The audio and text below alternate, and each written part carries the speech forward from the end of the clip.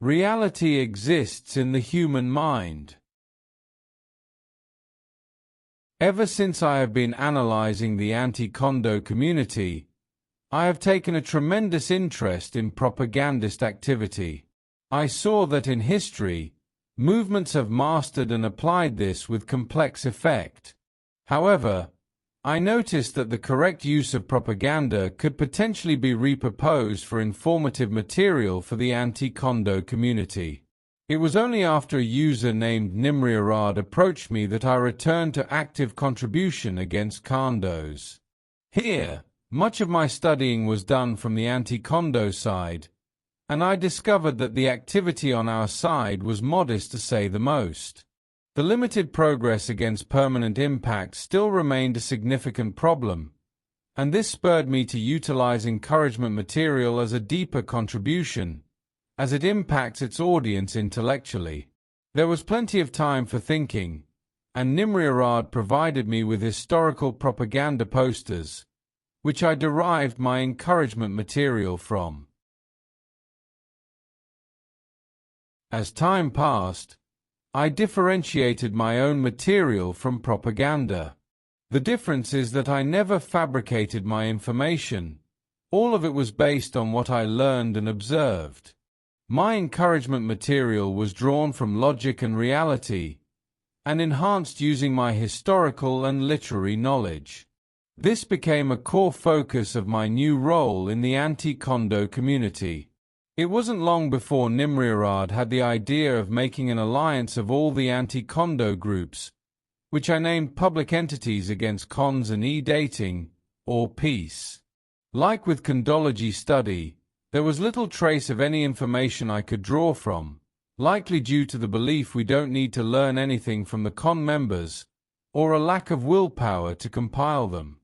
For a community empowered by spreading awareness, did the anti-Kondo users have anything that can educate? Every attempt at this I have seen was so self-centered and inadequate from the start that it never benefited groups and sometimes even distracted them from their objectives. The depictions were exaggerated, the message differing to the goal, and careful examination of the material demonstrated the absence of clarity or intentional techniques. To correctly emulate encouragement material requires answering the question, is encouragement a means or an end? Encouragement is certainly a means, and its quality is measured regarding its objective. Every form it takes must be calculated to support its message in some way. It is undoubtedly clear that its objective should vary depending on the intended audience, and as such its nature and value varies accordingly. In general, the aim that peace was fighting for was as significant as it was overlooked. The intellectual strength of individuals, the advancement of human society, the preservation of order through empowering values, factors that have declined in significance to the general public. After all, values like humility and security were the only values that did not show an increase over time, compared to those of achievement or power. Even self-direction or stimulation, emphasized by con members, show a slight growth in perceived importance.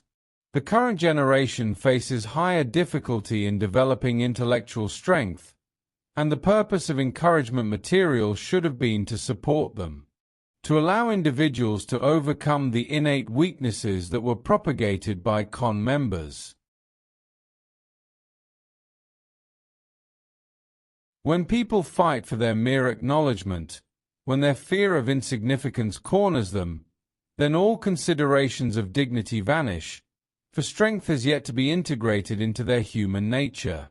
This is what I saw in Nimriarad from the start. This is what I saw in the LARPers, who prioritize power over contribution. This is what I sought to address with my encouragement material, to integrate the meaning and significance of true strength into human nature itself. Only by changing an individual's nature can you change the way they react in times of pressure. I have changed my own nature to align with true strength, and I am more than willing to show others how to do so. Reality exists in the human mind, and nowhere else.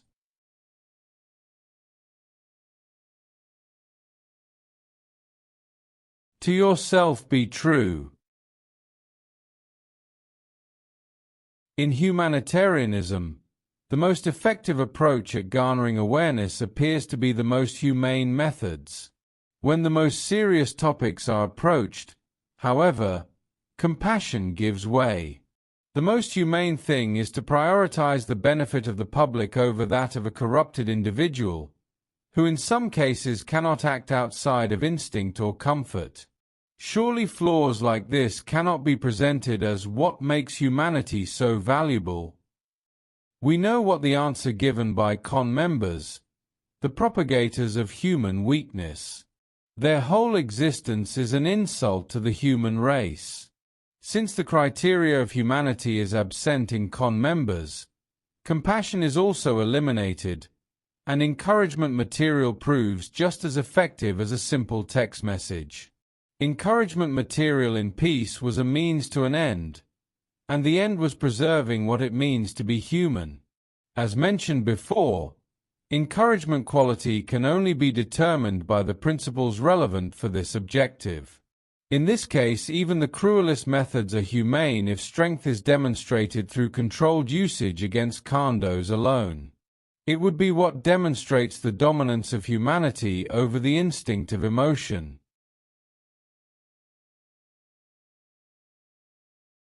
This was the only viable attitude towards condo propaganda in a struggle like ours. If various governments had been clearer on their strongest values, the public would not have fallen into such uncertainty over the impact and motivations behind the condo community. A decisive question should remain clear. Should encouragement be directed at the enlightened or the public? Encouragement must always be addressed to the public. Even the unaligned members are little different in mindset from the public. What the enlightened anti-condo users require is more often science than encouragement. The content of encouragement, while factual, is little more scientific than any poster is artistic. The quality of encouragement material lies in the designer's ability to blend attention with intention. The better that encouragement accomplishes this, the greater its significance. While encouragement should give the public an idea of the significance of its objective, it must not be confused with other forms of art. Its key purpose is to ensure a fair opinion forms from those who study and immerse themselves in the encouragement, bit by bit. Such principles are significant to the development of peace. While I had specialized in scientific training, this was where I began training myself in drawing the public's attention to facts, processes, and necessities, all of which reflect my level of understanding of the condo community's impact on humanity. My role was to reflect my understanding skillfully enough that everyone will acknowledge that the threat of condos is a real threat. I took caution in my process's necessity and accuracy, though encouragement cannot be necessity itself since it relies heavily on the responses of others. Its function was not to educate the educated, but to attract the attention of those who are not. Its effect must be aimed at emotions, and less so at the intellect that condology study had prioritized. All encouragement, to become popular, must have its intellectual capacity obtainable by the most limited intelligence in its target audience. Consequently, the greater its received range, the more encouragement needs to be simplified. While its purpose is, unlike the news, to promote proactivity, caution must be exercised against excessive demands. The clearer, simpler, the expressed objective is, the wider its relatable audience becomes, and thus more effective its emotional impact. This is the key to determining the reliability of encouragement material, rather than a scholarly article or book. The art of encouragement lies in understanding the emotional ideas of the public, specifically what they are attracted to and believe in. The fact that a portion of anti-condo encouragement material consists of LARPers propaganda demonstrates how lazy and conceited they are. Once we understand the necessity of adjustment for encouragement's complexity, we realize that promoting multiple objectives, in both groups and encouragement, is a mistake. While the values and strength of the public are varied, the power of forgetting is consistently strong. Consequently, all effective encouragement must be limited to at most 2 points, which ensures it can be received by every member of the public. As soon as one breaches this principle, the effect will become diluted, as portions of the audience cannot digest or retain what is offered. Thus, we see that encouragement must retain a simple and solid strategy to psychologically correspond. This is evident in the use of exaggerated depictions of both the condo and anti-condo communities. It was ineffective to raise the expectations of an anti-condo group, because actual contact with the group likely raises disappointment and garners the disbelief and futility present in the downfall of anti-condo groups. The disillusionment does not amplify determination or intellectual strength, but rather the contrary. Similarly, accurately depicting the con members works well in education only because there is evidence. Illustrating the con members' biological and psychological incapability will not always be effective in encouragement, as the truth is often as ridiculous as a baseless rumor. This will disperse the appeal of the anti-condo community under the impression of dishonesty and exaggeration. In contrast, the encouragement I developed in peace proved psychologically sound. By representing the condo influence, rather than con members, as deceitful and inhuman, I prepared my associates against the corruptive influence of con leaders and their groups, while preserving them from the harm of disappointment. The worst weapons used by con members against peace only confirmed what I had conveyed, reinforcing their faith against condos while demonstrating the intellectual weakness of the condo community. Experiencing the condo community for themselves ensures that peace members can confirm the outlandish degeneracy of the con member, and never saw any inconsistencies in their current knowledge. As such, I ensured peace is never misinformed about their current objective, while actively rejecting the nonsense propagated by con members.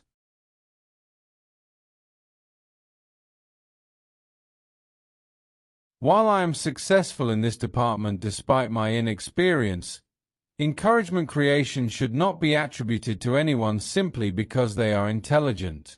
Even the smartest psychologists will not necessarily succeed in this department. The main reason I thrived in encouragement was because I believe everything I say. No doubt, no dishonesty, no fabrication. My years of con member research supported my ability to combine information with conviction, further demonstrating the significance of removing perceptions of exaggeration. Even in peace, there is no limit to what I can grow if I continue learning. My perceptions are never rigid, enabling me to continuously adjust the quality and quantity of accurate encouragement. I understood that my role is not to compare the potential of different groups, but to reinforce what each one offers the individual. Where I once made an objective study of the truth, I now applied it to proactivity and necessity, specifically against promoting impulse or comfort. My encouragement illustrates that the obstacles to intellectual strength derive from con members' influence, and I am certain this is the case. To thine own self be true, thou canst not then be false to any man.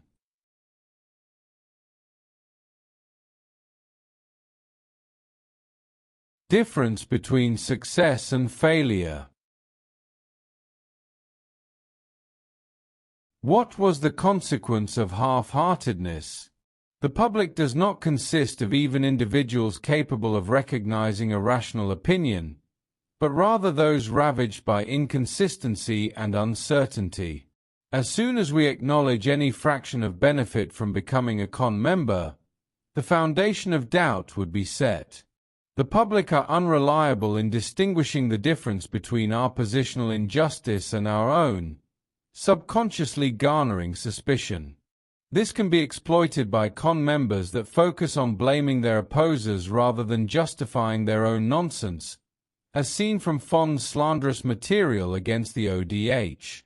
Under the incoherence of objectivity prevalent in the anti-condo community, is it not predictable that people would choose the side that benefits them personally at the cost of the collective's well-being? Especially when everyone is encouraged to avoid conflicting with injustice, which will result in the intellectual decay of their society. Keep in mind that this was not intended by the authorities, but very few realize the outcome. People in a majority are so reliant on others that their thoughts and actions become attributed to others more often than their own. This behavior, as discussed multiple times, is neither rare nor complex. There are no more than two outcomes, only the adequate and inadequate.